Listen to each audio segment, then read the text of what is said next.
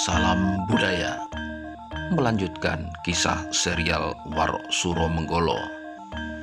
Pada kisah sebelumnya diceritakan bahwa Warok Suro Handoko yang sedang mengintai Raden Mas Subroto dan Cempluk Warsiah dikejutkan oleh kedatangan harimau putih yang merupakan perwujudan adik seperguruannya, yakni Warok Singo Kobro.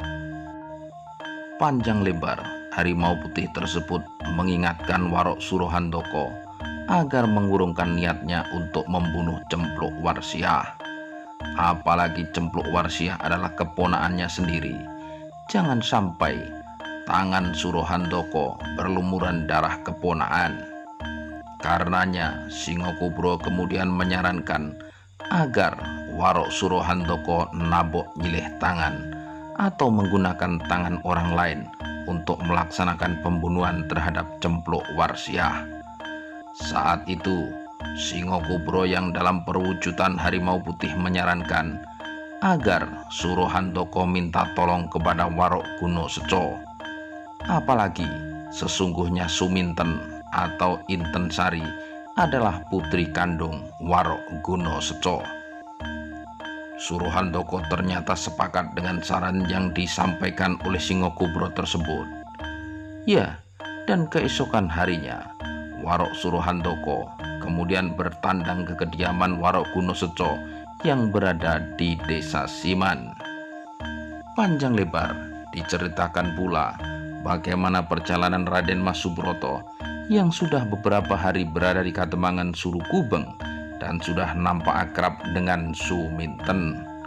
Akan tetapi apa mau dikata, ternyata Raden Mas Subroto kemudian hilang dan pada saat ini berada di rumah Warok Suro Menggolo. Suro Handoko kemudian memasrahkan kepada Warok Guno Seco agar bagaimana supaya Cempluk Warsiah bisa dibunuh. Karena saat ini Cempluk Warsiah merupakan penghalang hubungan Raden Mas Subroto dengan Suminten.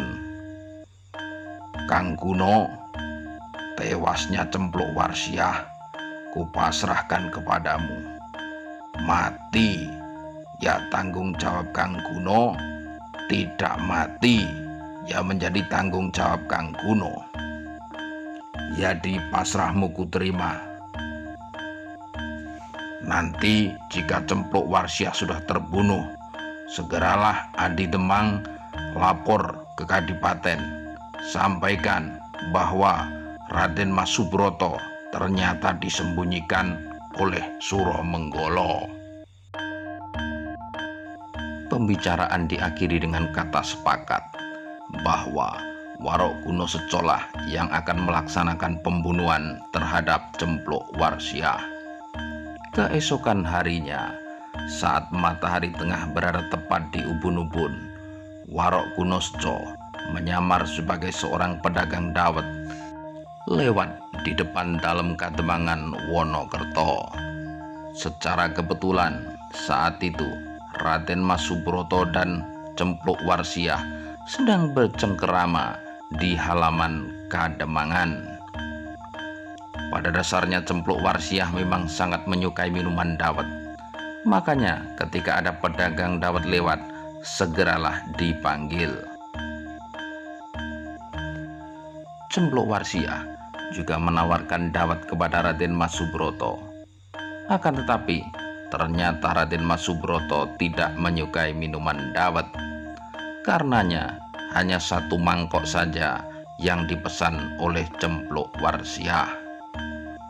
Minuman dawet segar satu mangkok tersebut tandas dalam sekejap diminum habis oleh Cempluk Warsiah. Setelah dibayar, pedagang tersebut cepat-cepat kemudian berlalu pergi. Sungguh aneh, baru saja pedagang tersebut 3 langkah pergi dari halaman Kademangan, Cempluk Warsiah terjungkal, mulutnya berbusa, perutnya membesar sehingga membuat gempar semua yang ada di dalam Kademangan. Raden Mas Subroto berteriak-teriak. Siapapun ternyata tak bisa menolong keberadaan Cempluk Warsiah yang keracunan akibat minum dawet yang dijajakan pedagang keliling tersebut. Tak lama berselang, Warok Suromenggolo datang. Melihat Cempluk Warsiah terbaring mengerang-erang dengan mulut berbusa di halaman kademangan, segeralah anak gadis sematawayang tersebut dipondong oleh Suromenggolo, dibawa masuk ke dalam kademangan. Dipandang sekilas, taulah sudah bahwa Cempluk Warsiah kena paiko. Pusaka andalan Suromenggolo kemudian dikeluarkan, dicelupkan dalam segelas air. Air tersebut kemudian diminumkan dan sebagian dibalurkan ke wajah dan perut Cempluk Warsiah. Aneh bin ajaib, tak lama berselang setelah minum air celupan ruyung bang pusaka Suromenggolo tersebut, Cempluk kemudian muntah-muntah, perutnya kempes. Saat itu juga Cempluk kemudian teringat atas apa yang baru saja terjadi. Semuanya diceritakan dengan terperinci kepada bapaknya, yakni Warok Suromenggolo. Suromenggolo tertegun. Taulah sudah bahwa ini adalah awal dari sebuah peristiwa tragis yang akan menimpa keluarga besar keturunan Kademangan Kutu Suryo Ngalam. Suromenggolo seolah sudah mendapat petunjuk bahwa inilah awal dari malapetaka besar tersebut. Kemudian saat itu Raden Mas Subroto berkata kepada Warok Suromenggolo, "Aduh Paman Suro, kejadiannya kok bisa seperti ini? Banyak warga berkata Nimas Retnosari atau Nimas Cempluk Warsiah diracun orang Paman. Jangan-jangan setelah ini gantian aku yang diracun Paman." "Tenang saja Den Mas, keselamatan Den Mas Broto semuanya menjadi tanggung jawabku. Jadi Den Mas Broto tak perlu khawatir." "Iya Paman, akan tetapi sebaiknya segera antarkan aku pulang ke dalam kadipaten saja Paman." "Ya, itu sudah pasti. Akan tetapi menunggu waktu yang tepat dulu ya Raden." Peristiwa selamatnya Cempluk Warsiah dari rencana pembunuhan dengan menggunakan dawet beracun ternyata tak luput dari perhatian Warok Gunoseco. Ya, Gunoseco ternyata masih mengamat-amati ketika Warok Suromenggolo menyelamatkan anak kandungnya tersebut dari efek racun warangan di dalam dawet yang diminumnya. Melihat hal tersebut, dengan tergesa-gesa Warok Gunoseco kemudian pergi ke Kademangan Surukubeng. Saat itu juga dia kemudian berkata kepada Demang Surohandoko, "Adi Demang, maafkan aku di Demang. Ternyata usahaku gagal. Sebenarnya Cempluk Warsiah sudah sekarat, akan tetapi Suromenggolo datang.